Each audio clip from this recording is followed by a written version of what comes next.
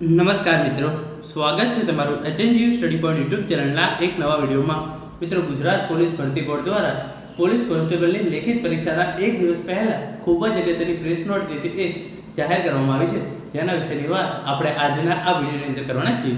મિત્રો, HNGU study point YouTube channel દ્વારા તમને પોલીસ ભરતીની તમામ માહિતી સૌપ્રથમ અને સચોટ રીતે આજ સુધી પૂરી પાડવામાં આવી છે.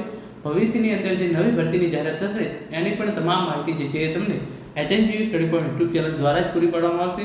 તો એના માટે તમે ચેનલને જે છે એ અત્યારથી સબસ્ક્રાઈબ કરી લેજો. તો તમે અહીંયા જોઈ શકો છો, પોલીસ કોન્સ્ટેબલ લેખિત પરીક્ષાના એક દિવસ પહેલા અગત્યની પ્રેસ નોટ જાહેર. આટલા વાગે પરીક્ષા કેન્દ્ર પર પહોંચી જજો નહીંતર.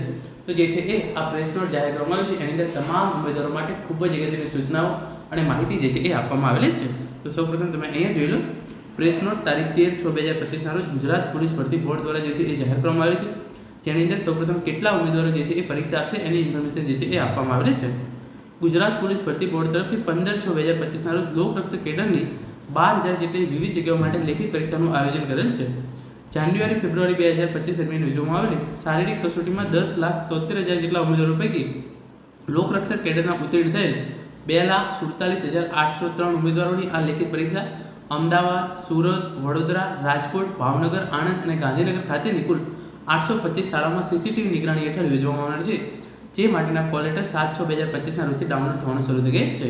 તો 10,73,000 ઉમેદવારો જે છે એ શારીરિક કસોટી આપી હતી, એમાંથી 2,47,803 ઉમેદવારો જે છે એ પાસ થયેલા છે. તો એમની જે લેખિત કસોટી છે એ 15/6/2025 રોજ જે છે એ યોજવામાં આવનાર છે.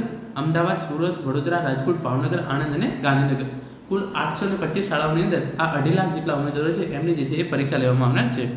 પછી આગળ અહીંયા ઇન્ફોર્મેશન આપવામાં આવી છે પ્રમાણે આ પરીક્ષા પારદર્શક રીતે યોજાય અને કોઈપણ જાતની ગેરરીતિ ન થાય તે માટે 8,000થી વધુ પોલીસ અધિકારી, કર્મચારીઓ અને 18,000થી વધુ શિક્ષણ વિભાગના અધિકારી / કર્મચારીઓને જે છે એ જવાબદારી સોંપવામાં આવેલી છે. તો 8,000 કરતાં વધારે પોલીસ અને 18,000 કરતાં વધારે શિક્ષણ વિભાગના અધિકારી અને કર્મચારીઓને જે છે એ જવાબદારી સોંપવામાં આવેલી છે. અહીંયા મેઇન લખ્યું છે, લેખિત પરીક્ષામાં ગેરરીતિ અટકાવવા માટે શારીરિક કસોટી દરમિયાન ઉમેદવારોના મેળવવામાં આવેલ બાયોમેટ્રિક્સ/ફોટોગ્રાફના આધારે લેખિત પરીક્ષા પહેલાં વેરિફિકેશન કરવામાં આવનાર છે.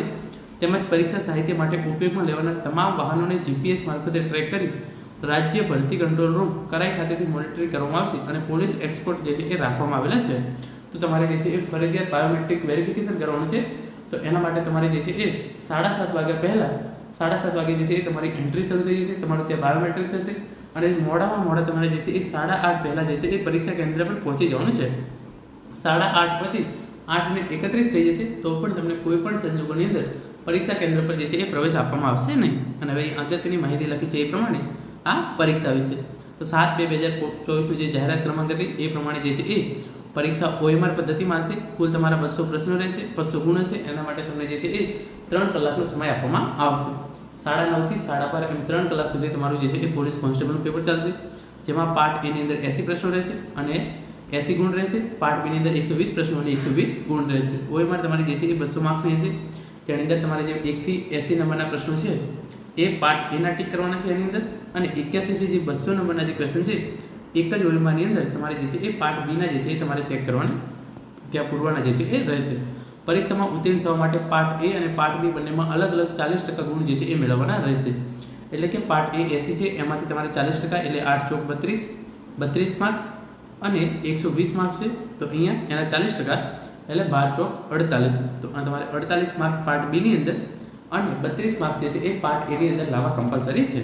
પછી આગળ લખ્યું છે, તમામ શહેર જિલ્લા ખાતેની આ લેખિત પરીક્ષા પોલીસ કમિશનરશ્રીઓ, રેન્જ વડાશ્રીઓના સુપરવિઝન હેઠળ તેમજ આઈજીપી, ડીઆઈજીપી, એસપી કક્ષાના સિનિયર પોલીસ અધિકારીઓની અધ્યક્ષતામાં યોજવામાં આવનાર છે. તો આ પરીક્ષા યોગ્ય રીતે યોજાય એના માટેની પૂરતી વ્યવસ્થા જે છે એ ગુજરાત પોલીસ ભરતી બોર્ડ દ્વારા કરવામાં આવેલી છે.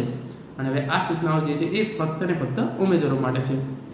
પરીક્ષા 9:30 થી 12:30 સુધી છે, પરંતુ પરીક્ષા પહેલાં ઉમેદવારોનું બાયોમેટ્રિક્સ/ફોટોગ્રાફ વેરિફિકેશન કરવાનું હોવાથી કોલ લેટરમાં 7:30 વાગે પરીક્ષા કેન્દ્ર માટે પહોંચવામાં જણાવેલ છે. તો તમારે બને એટલું જલ્દી 7:30 પહેલાં જે છે એ પરીક્ષા કેન્દ્ર પર પહોંચી જવાનું રહેશે.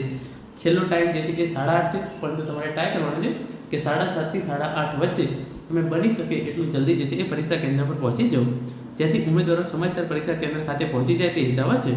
ઉમેદવારોને પરીક્ષા સ્થળ સુધી પહોંચવા માટે અત્રેથી એસટી વિભાગને વિનંતી કરવામાં આવેલ અને તેને ધ્યાને લઈ ગુજરાત રાજ્ય માર્ગ વાહન વ્યવહાર નિગમ દ્વારા ઉમેદવારોને પોતાના વતનના નજીકના ડેપો ખાતેથી પરીક્ષા કેન્દ્ર સુધીના ડેપો સુધી જવા આવવા માટે જરૂરિયાત મુજબ 14/6/2025 અને 15/6/2025 દરમિયાન એક્સ્ટ્રા બસોનું આયોજન હાથ ધરેલ છે અને ઉમેદવારોના ધસારાને ધ્યાને લઈ એસટી નિગમ દ્વારા એડવાન્સમાં એક્સ્ટ્રા બસ સર્વિસનું ઓનલાઈન ટિકિટ બુકિંગની સુવિધા પણ જે છે એ ઉપલબ્ધ કરવામાં આવેલી છે.